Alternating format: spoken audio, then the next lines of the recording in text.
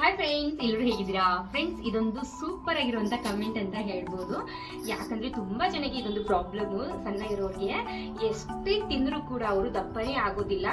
ಹಾಗೆ ಒಂದು 4-5 ಕಮೆಂಟ್ ಕೂಡ ತುಂಬಾನೇ ಬರ್ತಾ ಇತ್ತು, ನನಗೆ ದಪ್ಪ ಆಗೋಕೆ ಏನಾದ್ರು ಟಿಪ್ಸ್ ಹೇಳಿ ಅಂದ್ಬಿಟ್ಟು. ಸೊ ನಾನು ಟಿಪ್ಸ್ ಹೇಳಿದ ಮುಂಚೆ ಒಂದು ವಿಷಯನ ಹೇಳ್ಬಿಡ್ತೀನಿ. ನಾನು ದಪ್ಪ ಆಗೋಕ್ಕೂ ಕಾರಣನೇ ಆ ಟಿಪ್ಸು. ನನ್ನ ಮಗ ಕೂಡ ದಪ್ಪ ಆಗೋಕೆ ತುಂಬಾನೇ ಹೆಲ್ಪ್ ಮಾಡಿತು. ಮತ್ತೆ ನಮ್ಮನೆ ಪಕ್ಕದವರು ಕೂಡ ಈ ಟಿಪ್ಸ್ ಅನ್ನ ಫಾಲೋ ಮಾಡಿದ್ರು. ಹಾಗೆ ಅವರು ಒಂದು 6 ಮಂತ್ ಅಲ್ಲಿ ಸಿಕ್ಕಾಪಟ್ಟೆ ದಪ್ಪ ಆದ್ರು. ನಾನು 2 ಮಂತ್ ಅಲ್ಲಿ ದಪ್ಪ ಆಗ್ಬಿಟ್ಟೆ ಈ ಟಿಪ್ಸ್ ಅನ್ನ ಫಾಲೋ ಮಾಡಿದ್ಮೇಲೆ.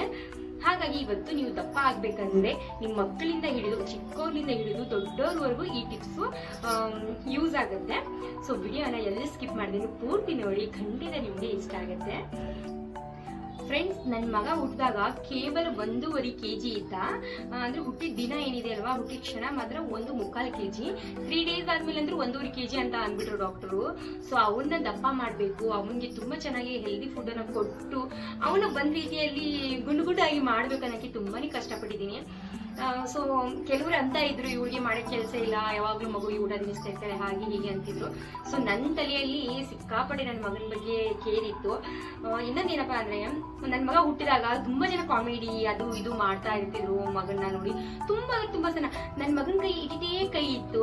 ಈ ರೀತಿ ಕೈಯ ಒಂದು ಎಬ್ಬಿಸಿದಾಗ ಸ್ಕಿನ್ ಬರ್ತಿರ್ಲಿಲ್ಲ, ಜಾಸ್ತಿ ಅಂದ್ರೆ ಮಾಂಸ ಬರ್ತಿರ್ಲಿಲ್ಲ, ಬರೀ ಎಲಬೆ ಕಾಣ್ತಿದ್ವು ಅವನ ಕೈ, ಅಷ್ಟು ಸಣ್ಣ ಇದ್ದ ನನ್ನ ಮಗ. ನನ್ನ ಮಗನಿಗೆ ಈ ಟಿಪ್ಸ್ ಅನ್ನ ನಾನು ಫಾಲೋ ಮಾಡಿದ್ಮೇಲೆ ಒಂದ್ ರೀತಿಯಲ್ಲಿ ಗುಂಡುಗಾಯಿ ಆದ ಅವನು. ಈಗ ನಾನು ಅವನಿಗೆ ಈ ಟಿಪ್ಸ್ ಅನ್ನ ಫಾಲೋ ಮಾಡ್ತಾ ಇಲ್ಲ, ಚೆನ್ನಾಗಿ ಊಟ ಕೊಡ್ತಾ ಇದ್ದೀನಿ. ಮಗು ಇದ್ದಾಗ ಜಾಸ್ತಿ ಊಟ ಮಾಡಲ್ಲ ನೋಡಿ, ಹಾಗಾಗಿ ನಾನು ಆ ಟಿಪ್ಸ್ ಅನ್ನ ಫಾಲೋ ಮಾಡಿದ್ದು. ಏನಪ್ಪಾ ಇವರು ಟಿಪ್ಸ್ ಅಂತಾರೆ ಹೇಳ್ತಾ ಇಲ್ಲ ಅಂತ ಅನ್ಕೋಬಹುದು. ಸೊ ಏನಪ್ಪಾ ಅಂದ್ರೆ, ನಾಟಿ ಮೊಟ್ಟೆ ಏನ್ ಸಿಗುತ್ತೆ ನೋಡಿ, ಜವಾರಿ ಮೊಟ್ಟೆ ಅಂತ ಹೇಳ್ತೀವಿ ನಾವು. ಜವಾರಿ ಮೊಟ್ಟೆಯನ್ನ ದೊಡ್ಡವರಾದ್ರೆ ಡೈಲಿ ಬೆಳಿಗ್ಗೆ ಹಾಳು ಹೊಟ್ಟಿಲಿಂದ ಅದು ಒಂದು ಮೊಟ್ಟೆಯನ್ನ ನಾವು ಗಡಕ್ಕಂತ ಕುಡ್ಬಿಡ್ಬೇಕು. ಒಂದಿಲ್ಲಪ್ಪ ಅಂದ್ರು 2 months 2 ತಿಂಗಳು ಕಂಟಿನ್ಯೂ ಆಗಿ ನಾವು ಕುಡಿತಾ ಬಂದ್ರೆ ಖಂಡಿತ ವೇಟ್ ಏನಾಗುತ್ತೆ, ದಪ್ಪ ಕೂಡ ಆಗ್ತೀರಾ. ಸೊ ಅದು ತುಂಬಾ ಆರೋಗ್ಯಕ್ಕೂ ಕೂಡ ಒಳ್ಳೇದು ಹಸಿ ಮೊಟ್ಟೆ. ಮತ್ತೆ ಚಿಕ್ಕ ಮಕ್ಕಳಿಗೆ ಯಾವ ರೀತಿ ಕೊಡ್ಬೇಕಪ್ಪ ಅಂದ್ರೆ, ಚಿಕ್ಕ ಮಕ್ಕಳು ಕುಡಿಯೋದಿಲ್ಲ ನೋಡಿ. ನನ್ನ ಮಗನ್ಗೆ ನಾನು ಮೊಟ್ಟೆನ ಶುರು ಮಾಡಿದ್ದಂದ್ರೆ ಒಂದು ವರ್ಷ ಆದ್ಮೇಲೆ. ಸೊ 1 ವರ್ಷ ಆದ್ಮೇಲೆ ಮೊಟ್ಟೆಯನ್ನ ಏನ್ ಮಾಡಿದೆ ಅಂದ್ರೆ, ಅವನಿಗೆ ಮೊದಲು ನಾನು ಬಾಯ್ಲ್ಡ್ ಮಾಡಿ ತಿನ್ನಿಸ್ತಿದ್ದೆ. ಬಾಯ್ಲ್ಡ್ ಮಾಡಿ ಚೆನ್ನಾಗಿ ಮ್ಯಾಶ್ ಮಾಡ್ಕೊಂಡು ಹಾಲಿನಲ್ಲಿ ಮಿಕ್ಸ್ ಮಾಡಿ ತಿನ್ನಿಸ್ತಿದ್ದೆ. ಅವನಿಗೆ ಅದು ಬರ್ಲಿಲ್ಲ. ಅದು ತಿನ್ಸಿದ ತಕ್ಷಣನೇ ಅದು ಕರಗ್ತಾ ಇರ್ಲಿಲ್ಲ ಅವನಿಗೆ ಕುಕ್ ಮಾಡಿ ಕೊಟ್ಟಾಗ. ಹಾಗಾಗಿ ಅವನು ವಾಮಿಟ್ ಮಾಡ್ಬಿಡ್ತಿದ್ದ.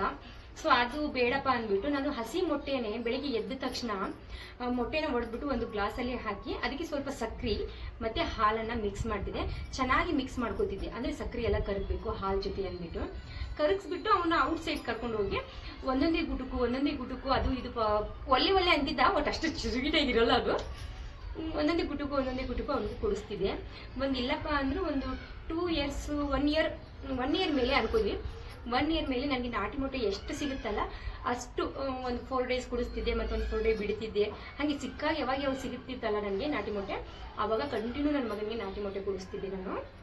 ಆ ರೀತಿ ಕುಡಿಸಿದ ಮೇಲೆ ಅವನು ಒಂಥರ ಸ್ವಲ್ಪ ಲೈಟಾಗಿ ಗುಂಡಿಗೆ ಆಗಕ್ಕೆ ಶುರು ಮಾಡ್ದ. ಒಂದು 3 years ಮಟ್ಟ ಅವನಿಗೆ ನಾನು ಕುಡಿಸಿದ್ದೀನಿ, 3 years ಮಟ್ಟ. ಆಮೇಲೆ 3 years ಆದ್ಮೇಲೆ ಅವನಿಗೆ ನಾಟಿ ಮೊಟ್ಟೆ ನನಗೆ ಸಿಗ್ಲೇ ಇಲ್ಲ. ಸೊ ಹಾಗಾಗಿ ನಾನು ಕುಡಿಸೋಕ್ಕೂ ಹೋಗ್ಲಿಲ್ಲ. ಈಗ ಚೆನ್ನಾಗಿ ಊಟ ಎಲ್ಲ ಮಾಡ್ತಾನೆ ಅವನು. ಹಾಗಾಗಿ ಬಾಯ್ಲ್ಡ್ ಮಾಡ್ಕೊಡ್ತೀನಿ, ಆಮ್ಲೆಟ್ ಮಾಡ್ಕೊಡ್ತೀನಿ, ಅದೆಲ್ಲ ಮಾಡ್ತೀನಿ. ಊಟನೇ ಚೆನ್ನಾಗಿ ಮಾಡ್ತಾನೆ. 3 ಹೊತ್ತು ನಾನು ಅಂಗಡಿದೆಲ್ಲ ಕೊಡೋದಿಲ್ಲ ಮಗನಿಗೆ. ಹಾಗಾಗಿ ಮನೇಲಿ ಏನ್ ಬೇಕೋ ಅದನ್ನ ಮಾಡಿಕೊಟ್ಟು ಅವನಿಗೆ ಕೊಡ್ತೀನಿ. ಅವ್ನು ತುಂಬಾ ವೇಟ್ ಚೆನ್ನಾಗಿ ಮಾಡೋವನೆ. ಬೇರೆ ಮಕ್ಕಳಿಗೆಲ್ಲ ಹೋಲಿಸಿದಾಗ ಏನೋ ಒಂಥರ ಅಸಮಾಧಾನ ಈಗ ನನಗೆ. ಇಲ್ಕರೆ ಸ್ಟಾರ್ಟಿಂಗ್ ಅಲ್ಲೆಲ್ಲ ಸಿಕ್ಕಾಪಟ್ಟೆ ಏನೋ ಒಂಥರ ಇರಿಟೇಟ್ ಆಗಿತ್ತು ನನಗೆ ನನ್ನ ಮಗನಿಗೆ ಕಾಮಿಡಿ ಮಾಡಿದಾಗೆಲ್ಲ. ಸೊ ಅವನ್ನ ಸಿಕ್ಕಾಪಟ್ಟೆ ನಾನು ಇಷ್ಟಪಟ್ಟು ನನ್ನ ಮಗನ ಒಂದು ಲೆವೆಲ್ಗೆ ನಾನು ತಗೊಂಡ್ ಬಂದಿದ್ದೀನಿ. ಸೊ ಹಾಗೆ ಕೂಡ ನಾನು ಯಾವ ರೀತಿ ದಪ್ಪ ಆದಪ್ಪ ಅಂದ್ರೆ, ನಾನು ಕೂಡ ಅಷ್ಟೇ. ಸೊ ಡೆಲಿವರಿ ಆದ್ಮೇಲೆ ಕೆಮ್ಮು ಬರಬಾರ್ದು, ಆಮೇಲೆ ಸ್ಟಿಚ್ ಹಾಕಿರ್ತಾರೆ ಅಂದ್ರೆ C-section, ಸಿಸರಿನ್ ಆದ್ಮೇಲೆ ಕೆಮ್ಮು ಬಂದ್ಬಿಟ್ರೆ ಅದು ಹೊಲಿಗೆ ಏನ್ ಹಾಕಿರ್ತಾರಲ್ವಾ, ಆ ಹೊಲಿಗೆ ಬಿಚ್ಚಿಬಿಡುತ್ತೆ ಅನ್ನೋದು ಒಂದು ಭಯ ಇರುತ್ತಿತ್ತು. ಹಾಗಾಗಿ ನಮ್ಮಮ್ಮ ಏನ್ ಮಾಡ್ತಿದ್ರು ಅಂದ್ರೆ, ನನಗೆ ಡೈಲಿ ಒಂದು ನಾಟಿ ಮೊಟ್ಟೆಯನ್ನ ಕೊಡ್ತಿದ್ರು. ನಾಟಿ ಮೊಟ್ಟೆನ ನಾನು 1 ತಿಂಗಳವರೆಗೂ ಅನ್ಕೋತೀನಿ, 1 ತಿಂಗಳು 2 ತಿಂಗಳು ಹತ್ತತ್ರದಲ್ಲಿ, 2 ತಿಂಗಳು ಏನಿಲ್ಲ, 1.5 ತಿಂಗಳು 1 ತಿಂಗಳು ಹತ್ತಿರ ಯಾವಾಗ ಸಿಗುತ್ತೆ. ಅದು ಕೂಡ ಯಾವಾಗ ನಾಟಿ ಮೊಟ್ಟೆ ಸಿಗುತ್ತಲ್ಲ ಅವಾಗ ನನಗೆ ಕುಡಿಸೋರು. ನನ್ನ ಜನ್ಮದಲ್ಲಿ ನಾನು ನಾಟಿ ಮೊಟ್ಟೆ ಕುಡಿದಿರ್ಲಿಲ್ಲ.